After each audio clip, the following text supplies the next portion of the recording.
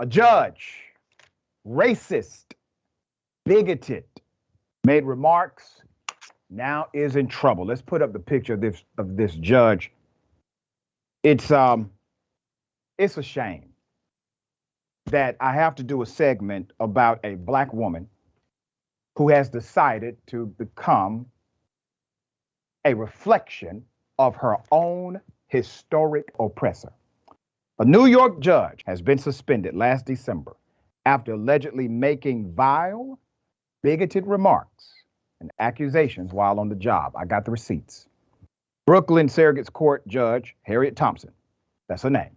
She was suspended with pay in December 2021 after the Inspector General for the state courts substantiated misconduct claims against her. Let me tell you what they are. According to the papers filed by the Office of Court Administration as it seeks to uphold the suspension, Judge Thompson called 4 other judges gay, racist F-words who were, and I quote, all effing each other and I quote, trying to ruin me and get me. Judge Thompson, who was elected to a 14-year term in 2018, also said, and I quote, I hate these gay white men. Being gay is an abomination to mankind. She even claimed some judges had to sleep with certain people to get ahead.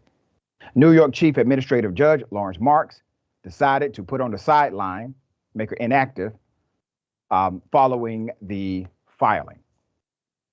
Let me say this very clearly, because there are many who will say, well, she's entitled to her opinion. That is correct.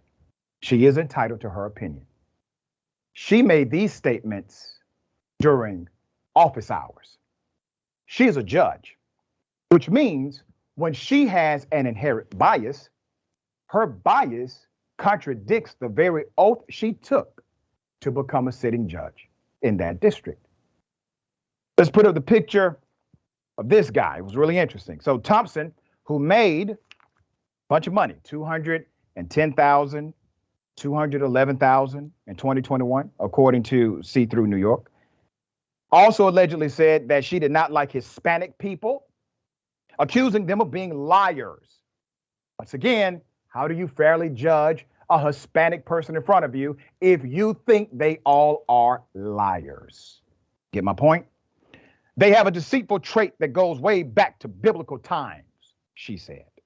The court papers allege, she said, the OCA claimed, Judge Thompson said, that whenever she has a case involving a litigant with a Hispanic sounding name, she assumed the litigant was a liar. There's more. We got additional information. It goes beyond that. From the appalling comments included, one saying a gay judge was fat now from all of the evil he was doing, and criticizing a black judge for having blonde hair, the OCA claims. She also allegedly called a black judge a house N-word and a puppet for the white man. Thompson, who previously served as a civil judge starting in 2011 for a 10-year term, allegedly once said that a female court employee is a prostitute. I think her boyfriend is pimping her. That judge is corrupt to the core. I'm going to explain it. Her name is Julia Hawes Gordon.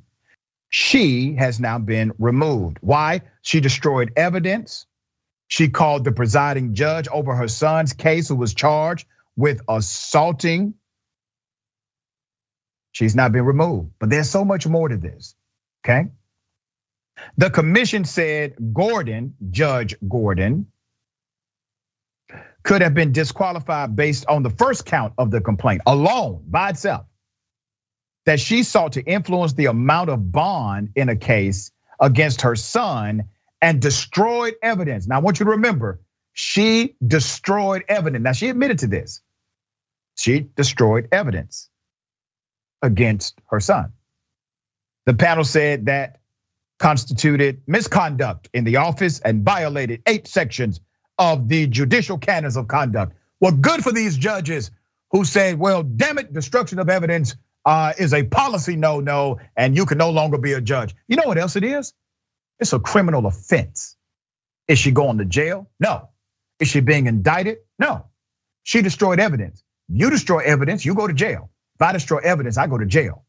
A judge destroys evidence, they get to retire. There's more. The agency also said she violated ethics rules by appointing a criminal defense lawyer. Now watch this. A criminal defense lawyer who represented her son as a guardian ad litem, allowing him to win fees. She presided over family court. So let me explain this before I continue. This judge presided over family court. Her son gets in trouble, right? Her son gets in trouble for assault. She then tells the guy in the courtroom, the attorney, I need you to defend my son, and gives some special breaks inside of her courtroom. And it said she tried to use her influence with the county jailer to win favorable treatment for her son. In a story in December, the Courier Journal reported Gordon told the agency in the letter that she was acting as a mother when she tried to help her son. Oh, okay. All right, destruction of evidence, okay. You're acting as a mother. Now let's break this down. You're acting as a mother to create a privilege for your son that nobody else in America would have. All right. Some people understand that, but you did something else here, Judge, didn't you? It was more than just destroying evidence, which is a crime. It was more than just using your influence with other judges, which is a crime. It was more than throwing your weight around at the local jail to get him special treatment. Once again, a crime. It was more than that, wasn't it? Here's more. Other complaints against Judge Gordon. Judge Julia Hawes Gordon also held court late into the night, sometimes requiring parents and their children to appear after midnight. Unheard of, but she did it. And when a treatment center refused to test defendants for drugs, Gordon let her staff do so despite their lack of training. And they put urine samples in the same refrigerator where they stored their lunch. Complete incompetence. The panel said Gordon's misconduct continued even after she learned she was the subject of a massive complaint and investigation. Judge Gordon, 42 years of age, who hails from an influential Owensboro family. It's a park and golf course named for the former mayor, Ben Hawes, her great uncle, was elected to her first term in 2016. Now, what do we have here? We have generational privilege. You were privileged, your parents were privileged, your grandmama, granddaddy was privileged. Well, of course your son is going to be privileged, no matter how criminal he may be. See, here's what happens to the comfort of privilege. You never learn how to be a decent person.